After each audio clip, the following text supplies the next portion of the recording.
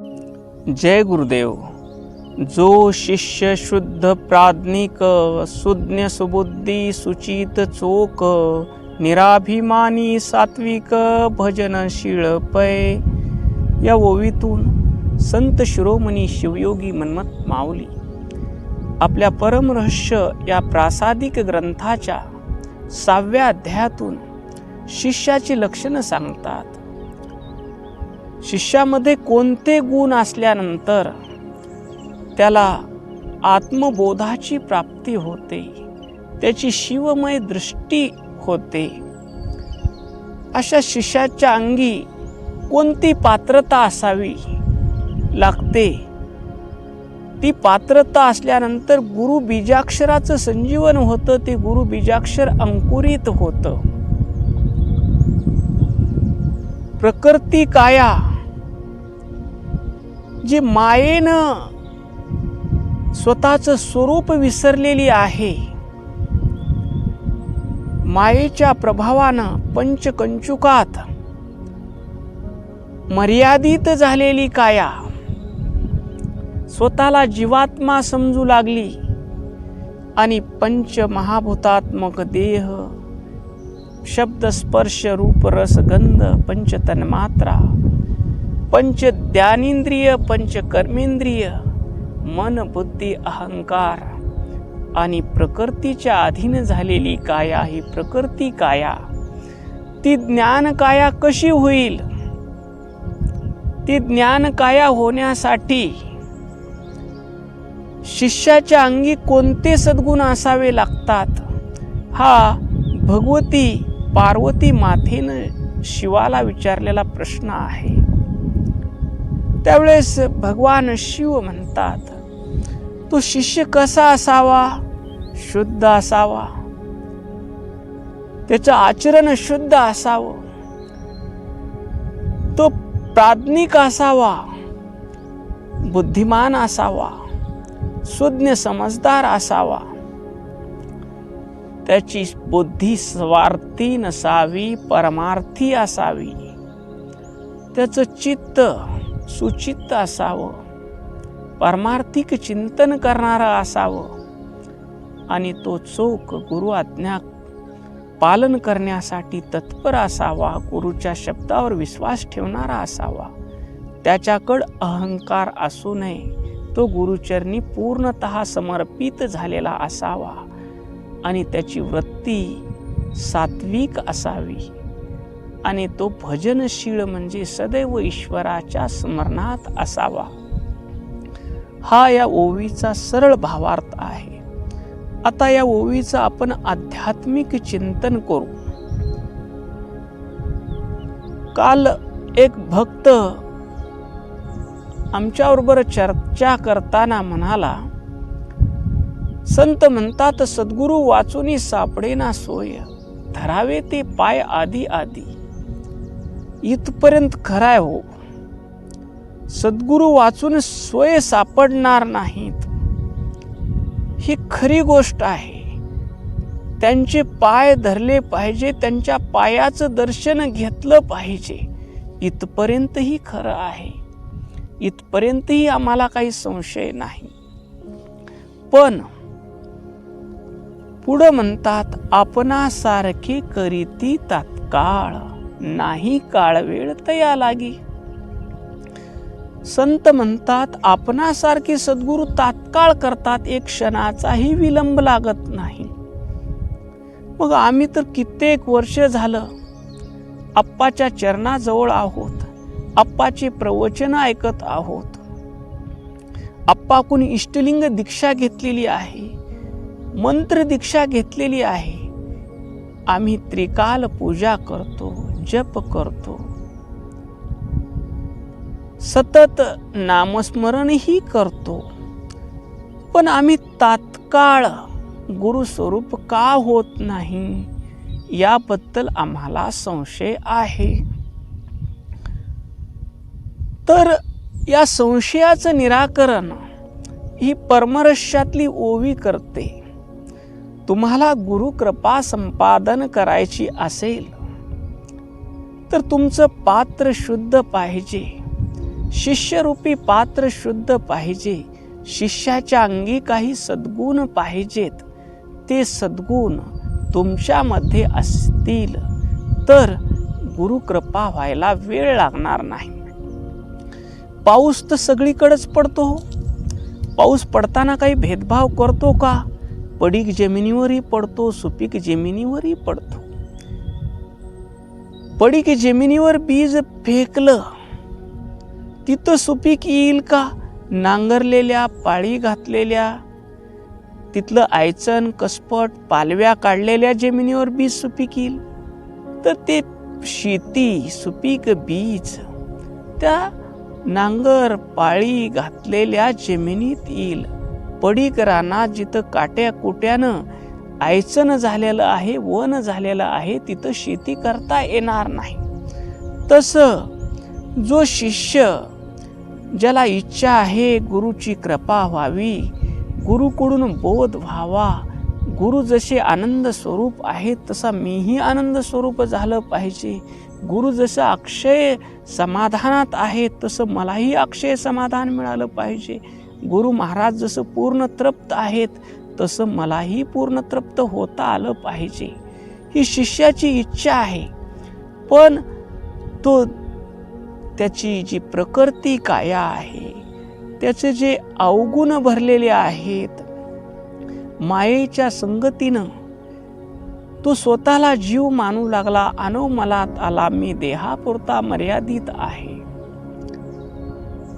देह माझा आहे आणि देहातील संबंधित लोक माझे आहेत, माया मलात आला. पुढं माझ्या लोकांसाठी मी काहीही करीन पण त्यांना सुखी करीन, ह्या कार्मिक मलामध्ये आला.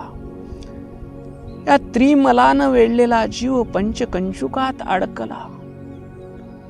स्वतःला अल्पज्ञ मानू लागला, स्वतःला अल्पकर्ता मानू लागला, मला हे पाहिजे ते पाहिजे म्हणून अतृप्त समजू लागला. आणि मी जन्मणारा आहे, मरणारा आहे, स्वतःचं नित्य स्वरूप विसरला. सर्व व्यापक असूनही स्थळ काळाच्या मर्यादेत आला.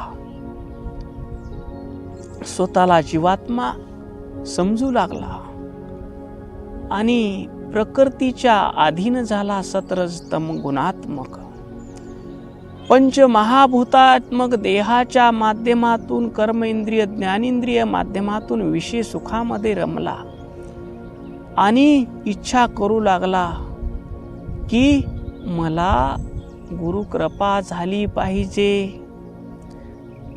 धरिले मानसी मोल देऊ गारा, मग कैसा प्राप्त होईल हिरा. संत म्हणतात हिरा पाहिजे असेल तुम्हाला तर हिऱ्याची किंमत मोजावी लागेल. गारगुटी देऊन तुम्हाला हिरा कसं मिळेल? तर माऊली सोपा मार्ग सांगतात. तुम्हाला गुरुकृपा पाहिजे असेल, तुम्हाला जर आत्मज्ञान पाहिजे असेल, तुम्हाला जर संतासारखी जे दिशे दृष्टी पुढे ते अवघे शिवरूप गाडे अशी दृष्टी पाहिजे असेल तर तुमच्यामध्ये काही गुण असले पाहिजेत. पहिला गुण शिष्य कसा असावा? शुद्ध प्राज्ञिक. सामान्यतः आपली बुद्धी विषयाकडे जाते. डोळ्यानं देवाचं रूप पाहू वाटत नाही, सौंदर्य पाहू वाटतं. कानानं भगवंताचं गुणगान ऐकावं वाटत नाही, रसभरीत सिनेमाचे गाणे ऐकावे वाटतात. मुखानं शिव प्रसाद खावा असं वाटत नाही, हॉटेलमध्ये जावं, ढाब्यावर जावं असं वाटतं. मुखानं भगवंताचं नाव घ्यावं असं वाटत नाही, निंदा द्वेष करावा वाटतो. भगवंताचा पवित्र स्पर्श अनुभवावा असं त्वचेला वाटत नाही, विषयाचा स्पर्श हवासा वाटतो. मग आपली विषयाकडे धावणारी बुद्धी शुद्ध झाली, प्राज्ञिक झाली.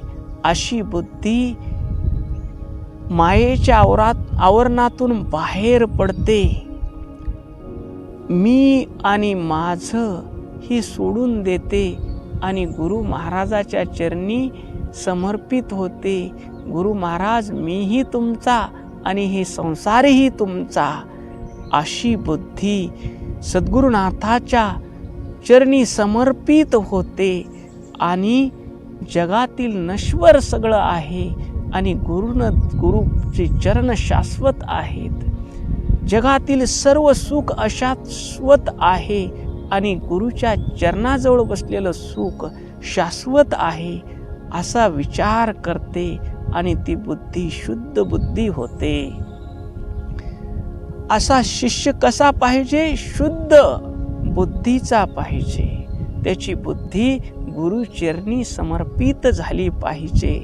पुढचं लक्षण सांगतात तो सुज्ञ. सुज्ञ म्हणजे समजदार असावा, ज्याला कळावं नित्य काय आहे, अनित्य काय आहे. नित्य आपला आत्मा आहे, नित्य शिव आहे, नित्य गुरुचे शब्द आहेत, नित्य गुरुच्या चरणावर समर्पण हा भाव आहे.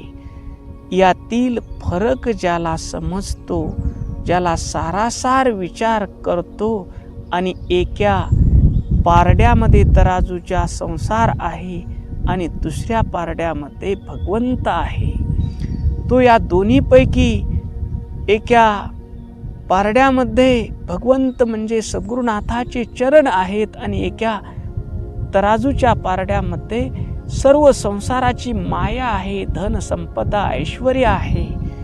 पण शिष्य ज्यावेळेस समजदारीने निवड करतो, मला काहीही नको, मला मुक्तीही नको, सुखे संसाराशी घाली देई आवडी पावले. किती वेळेस जन्म घालायचे तितके वेळेस घाला, पण तुमच्या चरणाची आवड द्या, असं मनमत माऊलीसारखे पोहोचलेले संत म्हणतात. हा सुज्ञ भाव शिष्याच्या अंगात आला पाहिजे. सारासार सत्य काय असत्य काय याची निवड करता आली पाहिजे आणि संसाराची मायेत न अडकता मायेच्या अधिपती शिवाला म्हणजे सद्गुरूला शरण करण्याचा सुज्ञ भाव शिष्याच्या अंगात आला पाहिजे. पुढं म्हणतात सुबुद्धी.